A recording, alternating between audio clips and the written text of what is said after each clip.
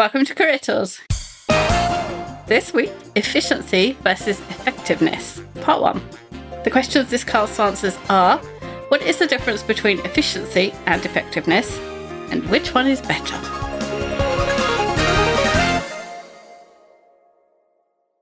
Hiring is more difficult than ever.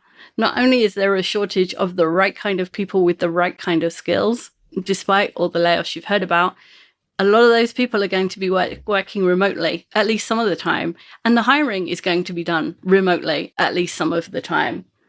We're starting a virtual effective hiring manager, a virtual training of effective hiring on the 4th of April.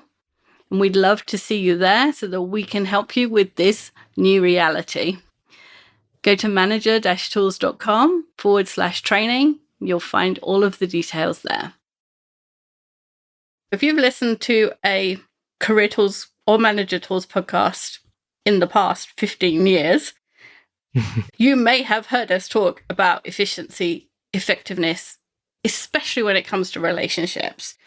Probably 80% of the podcasts have a mention of efficiency and effectiveness. Effectiveness is one of our favorite words. Our mission statement is every manager effective. So it's a big thing to us, but we've never had a whole podcast where we actually said, this is the difference between efficiency and effectiveness to us. And this is why it's important that you are effective and not necessarily efficient, and why that difference makes a difference to your relationships and why that difference makes a difference to your career. So in this cast, we're going to rectify that. Yeah. The outline's really simple. Don't be efficient. Yeah, 10,000 people just fainted. I know. And then optimize for effectiveness. So that's it. That's our outline. 2 things. The first we have to talk about, which is don't be efficient. So manager tools and career tools, as Wendy said, over the years, we've talked about this a lot. And we've recommended a lot of things, a lot of actions that you take that are not efficient, that run counter to efficiency being a primary objective. For example, and there's probably too many to list, but make a phone call instead of sending an email. We've said this a lot. Handwriting notes in a meeting, even though you can type more quickly. And some of you have told us, I can't even read my own handwriting. We still say, handwrite your notes. Give all of your direct reports 30 minutes each week to talk about anything they want to talk about, even when you've got better things to do or there's more pressing things. And they want to talk about puppies, rainbows, and unicorns. Uh-huh. Yeah. Why would you do that? Why would we even recommend that? Mm-hmm. How on earth could you recommend that? We recommend that you send thank you cards in the mail and not send thank you emails, even though thank you emails are much quicker, much faster. Sending thank you cards in the mail, you have to find stamps. You have to find the address. Yeah, you have to have an address. You have to do all of that. Yep. Takes longer. Do things that take longer when it makes someone else's job easier. Do the thing that takes you longer when it makes someone else's job easier. Why would you do that? That doesn't make any sense. Right? Don't make changes in a new job for 90 days. We say that all the time. Even though during that first 90 days, you've got a list. And you know who else has a list? Your boss has a list of all the things that you should change. And we still tell you, don't change anything in the first 90 days. Have lunch with people for no reason. And reach out to them on a quarterly basis for no reason when you've got nothing to say to them. Like, why would anyone recommend that? As a non-people person, why would I have lunch with people when I could have lunch on my own? It's quicker. I don't have to talk. I can carry on working. That's efficiency for you. I can get so much more done. Exactly. Absolutely. Oh, we tell people to talk to people before they present to them and tell them what you're going to present to them. And not in the tell them what you're going to tell them what you've told them presentation structure, but actually days before you present, take the presentation to them, sit down with them, tell them, show them your deck, talk about what you're trying to achieve, and let them have input. Let them change the work that you've already done. Yeah. In some ways, it's entirely inefficient, right? You're doing something twice, sometimes more than twice. Oh, ask other people for their opinions, even when you're not going to take different action based on those opinions.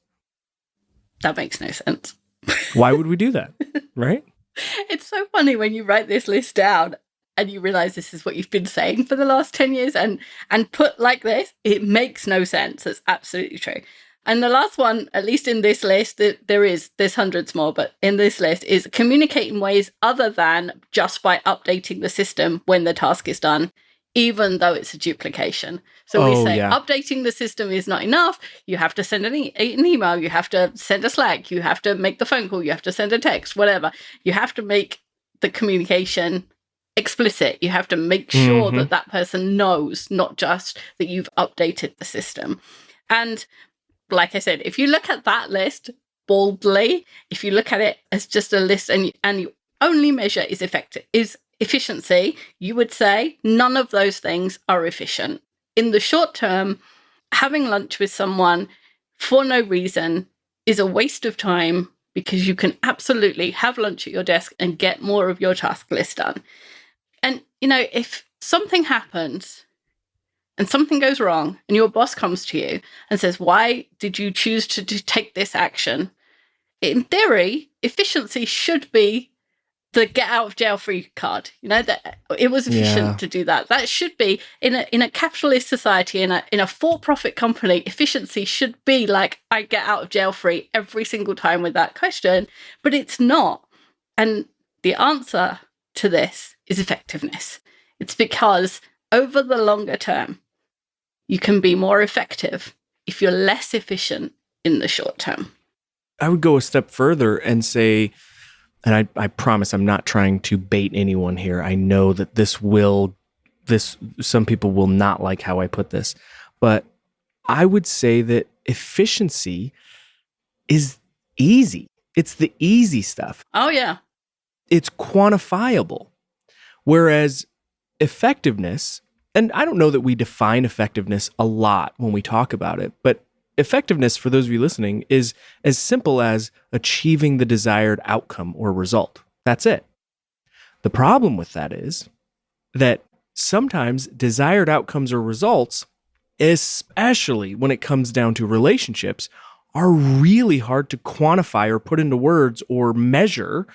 And I can definitely measure how much time I spend on a certain thing or how much money or capital we put into something. I can measure those things. Relationships get a little harder to quantify, and outcomes are more nuanced than one objective or one measure or one, number, so to speak. And I think that's why I like to think of efficiency as the easier thing, and just easy in terms of measurement. But effectiveness ought to be our goal. We ought to be looking for what is the desired outcome or result.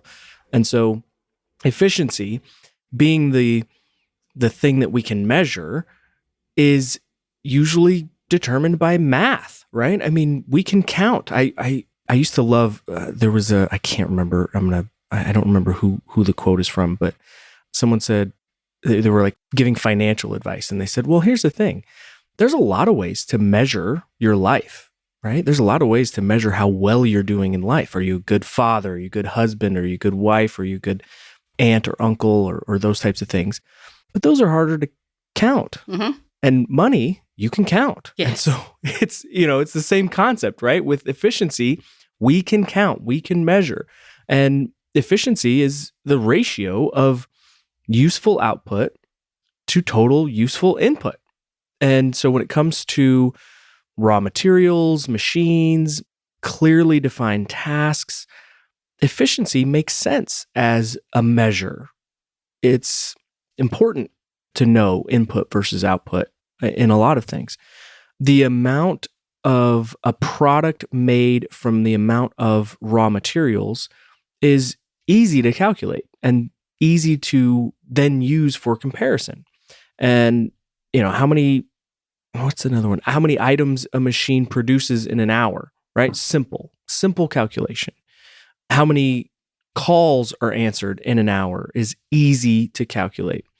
Inputs are relatively simple and outputs are known, so it's easy to make recommendations and then experiment in order to increase efficiency toward a desired ratio and use it as a metric, as something to measure.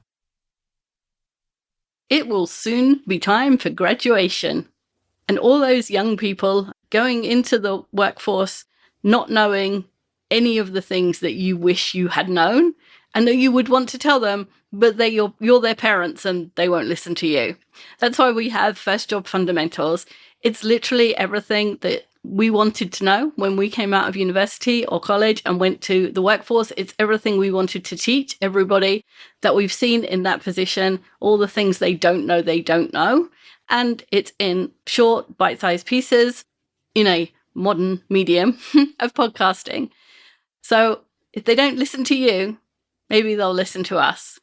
Go to manager-tools.com/products. Look for products in the menu bar and First Job Fundamentals. What we do as human beings and as a desire to increase our performance because we want to be better is we try and apply the same logic to our work. But our work in general, is more complicated than that.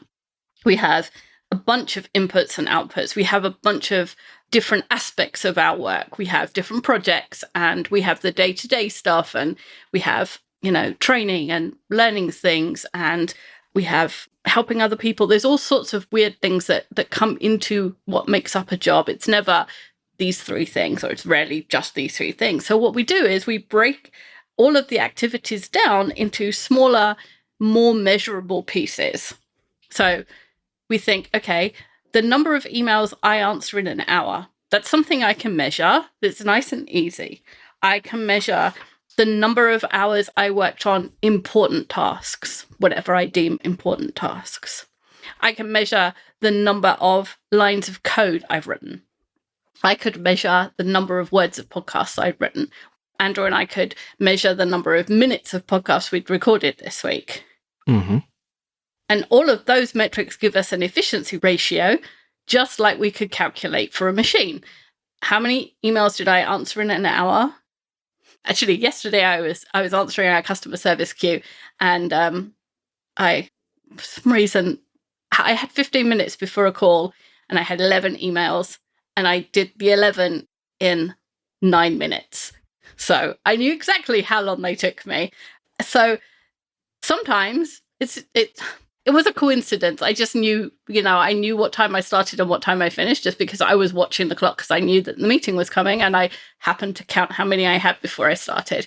But if you do this all of the time, you miss something fundamental about working within a complex system. And that is that the activities are not discrete. They're interconnected. If there's a machine that's making plastic toys, it has no connection to the machine that's making boxes for the toys, apart from the fact they're in the same factory. The box machine breaking down makes no difference to the number of toys that the toy machine makes in an hour. Yeah. But within the greater system of the factory, there is a connection, right? There's no point in the toy machine making twice as many toys in a day as the box machine can make boxes. We'll just end up with a pile of toys and no boxes to put them in. And an expert in factory efficiency would tell you to slow the toy machine down so that it's making the same number of toys as the box machine can make boxes. So the toy machine needs to be sub-optimized in order to make the overall system optimal for all its efficiency. It's just not effective, right? Churning out as many toys as it can is not optimal for the greater good. And that's effectiveness. And you too are part of a complex system. Maximizing output in elements of your work, for example, the number of emails you can respond to in an hour, makes us efficient, but it doesn't make us effective. Which is not to say we should be inefficient or lazy or not strive to be better. It is to say that when efficiency is the best measure, we also need to consider effectiveness. I was on a Toastmasters call at the weekend, and someone I know used to run a call center, and they were saying that they had someone join the team who was new. And in call centers, they generally count how many calls you answer in an hour as one of the measures of how well they're doing. And this guy was doing twice as many calls as anybody else in this call center. And everybody else in the call center had been there several years, and this guy had just started, and he was doing twice as many calls as everybody else. And they were like, how is he doing that? He's amazing. Oh, yeah. And everyone listening can guess how he was doing that. He was picking up the call and putting it down again without actually speaking to the person. So if the idea was efficiency was how many calls could he answer, he was winning, hands down. Yeah. But effectiveness was how many people he had helped. And the answer was not as many as everybody else, because for over half the calls, he wasn't actually speaking to someone and actually resolving their issue. And I think what happens is we tangle ourselves up in little parts of our job where we try to be efficient and we forget the bigger picture. Oh, absolutely. And I think if nothing else, that should be the takeaway from this podcast, is that we're not saying don't be efficient in terms of, if you can find efficiencies, don't on purpose just to be a stick in the mud, but don't lose the sight of effectiveness in order to be efficient. The call center example is such a good example, because you think of, well, why do we want to answer as many calls as we can in an hour? Because what frustrates people is when they call in somewhere, they have to wait for a long time. So the purpose of that metric, of that measure, is to provide the best service that we can provide. So to sacrifice service in order to achieve that measure, makes no sense. Makes no sense, and sacrifices effectiveness for efficiency. And that is exactly what we don't want. Next week, we're going to take some of those specific examples that we mentioned at the beginning of this cast, and we're going to talk about how being effective is better than being efficient in those examples, and why and what that means, and why we recommend what we do, and just try and explain it using some pretty simple examples. Probably already guessed, but hopefully walking through them with us will explain them a bit more. But as there's a week between that and this cast, we'll leave you with the thought, am I being efficient or effective? And just leave that in the back of your mind for the next week. And I can tell you that the times that question will apply will almost certainly have to do with other people. The times when you can get away with being efficient and it doesn't impact effectiveness are almost always things where it's just you involved. It's almost always when other people are involved that things get complicated and the effectiveness, the end result, gets polluted, and you can't take the most efficient route there, and you have to think about a circuitous route in order to be effective. So having it in the back of your mind this week, I bet you'll notice it, because that's how our brains work. And there'll be all sorts of opportunities this week to be effective and not efficient. So if you haven't come up with any, or you're weirded out by them, or you're just still confused by them, hopefully next week, the examples that we give and walking through them with Andrew and I will help you understand and help you become more effective. We'll be back next week with the conclusion of this guidance. Bye, everyone. Bye, everyone.